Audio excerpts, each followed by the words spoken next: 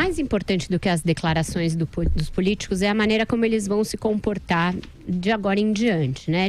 Diante de um cenário em que o presidente passou a semana assoprando, dizendo que não era ele que estava à frente das manifestações, desencorajando seus ministros a irem aos atos, mas usou 2 ocasiões no próprio domingo para surfar em cima deles, num culto religioso pela manhã, para uma super inovação política, fazer proselitismo político em templo religioso, e numa entrevista à noite à TV Record, em que deu um cavalo de pau na declaração dos idiotas úteis e aproveitou para conclamar as pessoas do Centrão a se libertarem da sua liderança e passarem a ser independentes.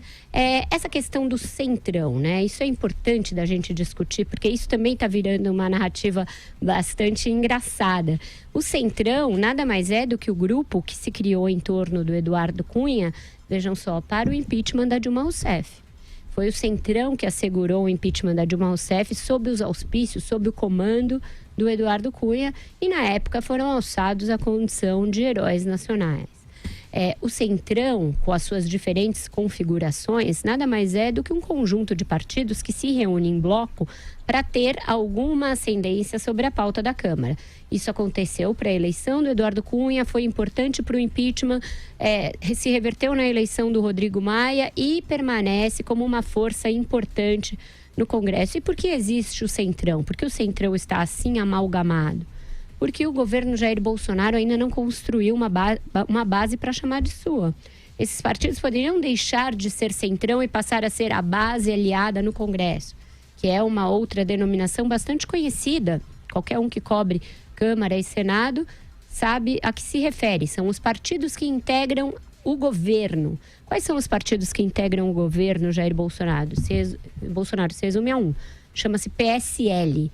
E esse partido, muitas vezes, vota de uma maneira mais desorganizada que aqueles do Centrão. Aqui na entrevista ao Jornal da Manhã, o líder Elmar Nascimento lembrou que o governo já foi submetido a 62 votações na Câmara. Em 61, o DEM, seu partido, que não é do Centrão, diga-se, votou com o governo, votou a favor do governo. E agora o que o PSL está criando no Congresso, neste exato momento? Um movimento para no Senado, na votação da MP 870, e isso é importante, seria bom que os nossos, as pessoas que assistem o programa prestassem atenção, porque isso é importante. Ele está fazendo um movimento para que o COAF volte para o juiz Sérgio Moro. Legal, ouviram as manifestações. Sabem o que isso pode resultar? Pode resultar em que esta MP tenha de voltar para a Câmara e então caduque. Se ela caducar, vai por água abaixo o COAF, vai por água abaixo toda a estrutura do governo Jair Bolsonaro, vão por água abaixo os 22 ministérios, voltam 29. Sabe quando caduca essa MP? Semana que vem, dia 3 de junho. Não por outra razão, o presidente Jair Bolsonaro usou sua live para falar: esqueçam o COAF, deixem para lá, é normal perder uma, vamos para a próxima. Mas não. As ruas pediram o COAF com o Moro. Então, os bravos senadores do PSL vão lutar para o COAF ficar com o Moro, mesmo correndo o risco de jogar o bebê junto com a água da bacia, jogar toda a estrutura do governo por água abaixo, porque vai voltar lá para a Câmara e aí o tal do Centrão, esse que virou a geni das manifestações, vai ser chamado a votar. Como ele vai votar? Como o Centrão vai votar? Vai votar ou vai deixar caducar? Então, a gente precisa ter inteligência na hora de analisar.